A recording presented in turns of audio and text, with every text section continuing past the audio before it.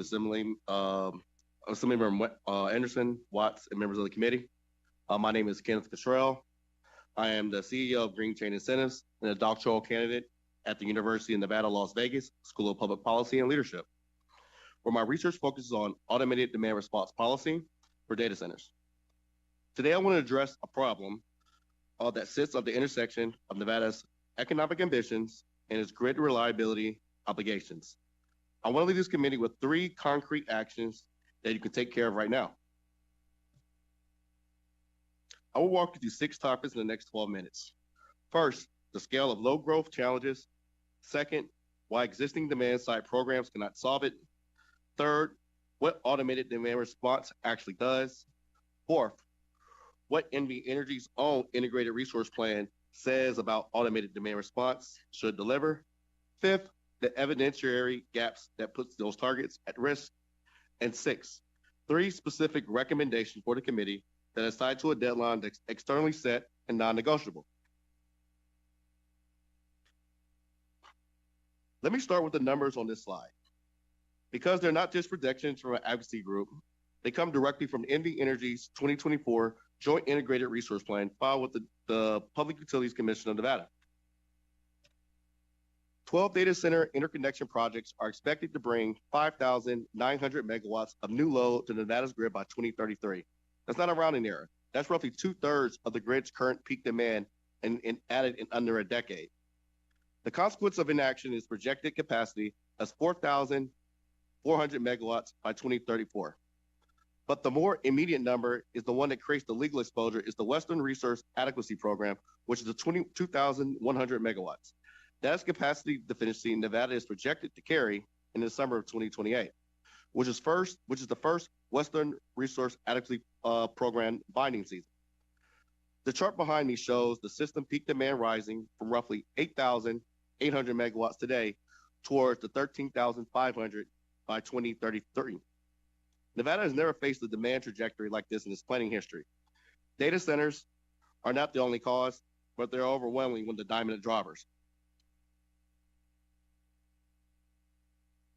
Some members are thinking, can we just build more generation? More solar, more storage, more transmission. Those investments are necessary, but they do not solve a specific problem that this slide illustrates. So on May 2nd, 2024, Nevada's net load approaches at 0 during the midday as solar generation peak. At the same time, overall system demand remains high.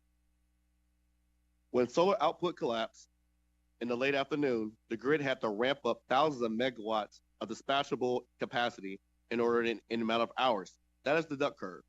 And data centers make it dramatically worse because their load is constant around the clock, regardless of what the sun is doing. What the grid needs in those evening stress periods is not more annual kilowatt savings. It needs a load that can be reduced on command within minutes and verified results. That is the definition of dispatchable demand response. No existing Nevada demand side management program delivers this capacity at the scale a data center requires. Energy efficiency programs reduce your energy bill. They cannot prevent a blackout at 7 p.m. on a July evening. I want to spend a moment on what automated demand response is and is not. Because there are misconceptions in this space that can derail productive policy conversations. Automated demand response is a signal through a system called a distributed energy resource and management system to a data center's energy management system. The data center responds within minutes by shedding non-critical loads through pre-cooling, workload migration, and drawing on uninterruptible power supply buffers. The response is automated to a verified against a contractual megawatt commitment. Automated demand response is not a power outage. Operators retain control through a pre-agreed protocols. It is compatible with data centers, legal agreements, the platform used to deliver it, including the SunLife E360 system, which is deployed specifically engineered for high availability environments. It is not unproven technology. PGM interconnection and the California CAISO, California Independent System Operator, two of the most sophisticated grid operators in North America, use similar used similar program used similar programs for data centers for years. NVG, NVG Energy's own 2024 Joint Integrated Resource Plan sets specific measurable targets for automated demand response. I want to draw your attention to two numbers in particular. The grid value demand side managed portfolio calls for 175 megawatts of new dispatchable demand response capacity by the end of 2027. That single program target, if achieved and verified, will reduce Nevada's projected Western Resource Adequacy Program capacity deficit from 2,100 megawatts to approximately 540 megawatts. Still significant, but meaningful and more manageable. The plan also establishes an automated demand response net total resource cost ratio of a target of 4.0 or higher, which will allocate these investments within the existing $248 million commercial demand response budget. The regulatory framework already for this program already exists. The funding mechanisms already exist. The question before the committee is whether the measurement and verification infrastructure exists to confirm that the program is actually delivering what it promises. Here's the problem. Nevada's current performance measurement system is designed for energy efficient programs. They focus on annual kilowatt hour savings, enrollment count, portfolio level cost ratios. That framework approach for those programs is structurally inadequate for real-time dispatchable demand response. On the left side of the slide, you will see what currently exists in Nevada's demand side management reporting. Focuses on annual kilowatt savings, program enrollment counts, aggregate net total resource cost ratios, model load estimates. On the right side is what the Western Resource Adequacy Program compliance actually requires, which is megawatts of automated curtailment capacity enrolled, dispatch events executed with verified megawatts delivered per event, real-time distributed energy resource management system telemetry tied to a duct curve management, and a program-specific net total resource cost ratio, not a portfolio average borrowed from a broader commercial demand response program. Without event-level metering built into the program from day one, there is no mechanism to leave dispatch event on a July evening without improvement of the Nevada's Western Resource Adequacy Program for showing. We'll be able to prove that this program worked, and even if it did, it will create both a reliability risk and a ratepayer risk because the incentive payments will flow without verified performance. This slide identifies 5 specific evidence reasons why we must be built into the automated demand response program from the start. I will move through them quickly. First, dispatch event level metering, capturing the time, duration, and megawatts delivered in every individual dispatch signal. Second, a validated baseline methodology specific to Nevada's 24/7 high utilization data center loads. This must be verified by evaluation, measurement, and verification evaluators before any Western Resource Adequacy Program attribution claim is made. Third, the distributed energy resource management system telemetry demonstrating a dispatch reliability rate at least 90%. Fourth, an automated demand response specific net total resource cost is calculated from the actual pilot cost, not inherent from broader commercial demand response portfolio. And fifth, documented that the event timings align with the Western Electricity Coordinating Council binding season stress periods, formatted for the Western Resource Adequacy Program capacity credit attribution. Each link in this chain is necessary. A gap at any point invalidates the claim that follows, including Nevada's Western Resource Adequacy Program for showing before the Western Electricity Coordinating Council. I am now on my recommendations, and I want to be precise what I'm asking for. Recommendation 1, help NV Energy redesign a commercial demand response program that is dedicated to data center automated demand response track with the mandatory dispatch protocols and event level monitoring. The first step is a letter of intent with one of the large data centers operated for 6 months, executed within the 90 days of the utility action plan approval. I have preliminary approval from the University of Nevada, Las Vegas, to include the university's GPU cluster, also known as the Rebel X supercomputing lab, as a monitor participant. That gives the committee a direct connection to a public accountable public site. Second, I will require that dispatch event level reporting be established as an explicit condition of pilot approval, not left to the utility's discretion. The current framework allows NV Energy to define its own measurement approach. However, the Western Resource Adequacy Program requires specific, externally validated evidentiary standard, and that standard must be set as a condition, not as a suggestion. Third, request that the next integrated resource plan include a pre-authorization, allow NV Energy to expand automated demand response without separately regulatory proceeding when an interconnection request exceeds 500 megawatts.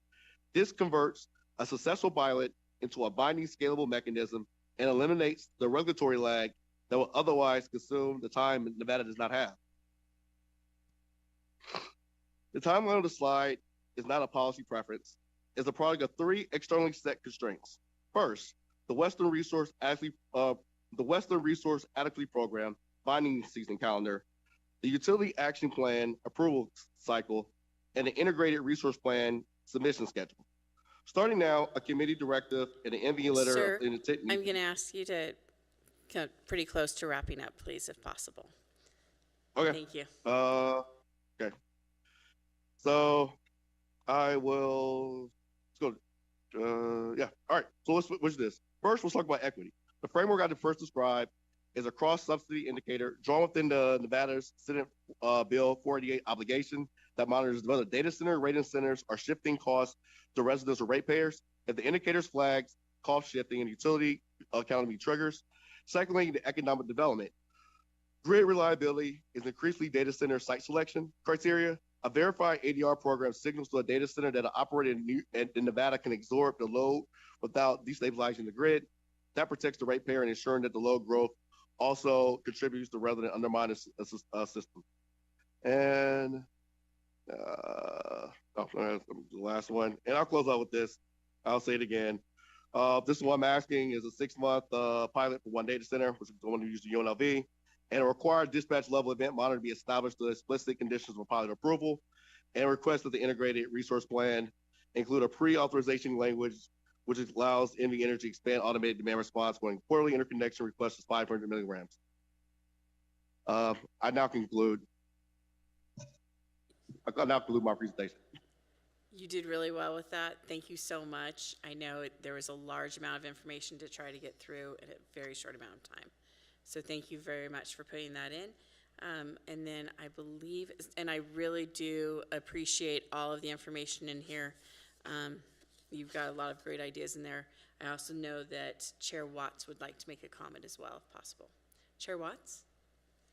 Yes, thank you, Chair. Thank you very much for the presentation. I appreciate it, and that there are some specific concrete action items. I think it's always a great opportunity to lift up ideas coming out of UNLV and our higher education institutions, and you bringing forward a potential collaboration again between that entity, between the data center industry and the utility. So I don't really have a question for you right now. It seems like there are ways this could be integrated into some of the utility proceedings that are going on. I think my ask, since folks are not at the table, I see it looks like folks at least down here in Las Vegas with NV Energy left, but I just hope that folks with the data center industry, the Public Utilities Commission, if they're also present or listening, will connect with you to talk through some of these ideas and provide feedback and see what pathways might work for everybody to bring a pilot project like this into fruition. So thank you very much, Mr. Cottrell, for being part of the process and bringing this forward to the policymakers as well as other stakeholders. Thank you, Chairman Watts. My question for you, actually, when you make the recommendation of the number 2 in particular, the mandating dispatch event level reporting, has that been done in any other state, or would this be a completely brand new pilot nationwide? No. No. I have a partnership with a company called Life Energy. They're doing this in Texas and they're doing it in Maryland as well too.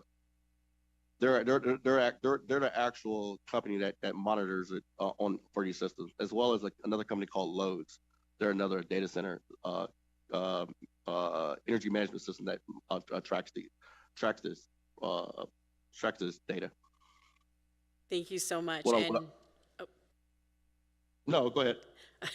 well, and I again wanted to reiterate what Chair Watts was saying. Really appreciate the recommendations. And are any of the other two also in that same boat that it is being utilized in other states, or is it only that one that is? No, right now, there are within the Western region, we have new standards that are going to be met. Our current ADR program doesn't account for those particular KPIs. And that's what I'm asking the state to do is like we're ME Energy is already collecting data, but not collecting the data that's relevant to the Western region to the RAP program, and that's the issue. So I want to if we're gonna since RAP is over and RAP is the Western Electric program, we need to get them on board. Nevada needs to follow what RAPIS is setting the standards because that's going to be onboarding in 2028. And currently, we're not doing that. And it's not in the current integrated resource plan either. Thank you so much. Now you can leave the table unless you really want to stay for the rest of them. So thank you so much for your presentation.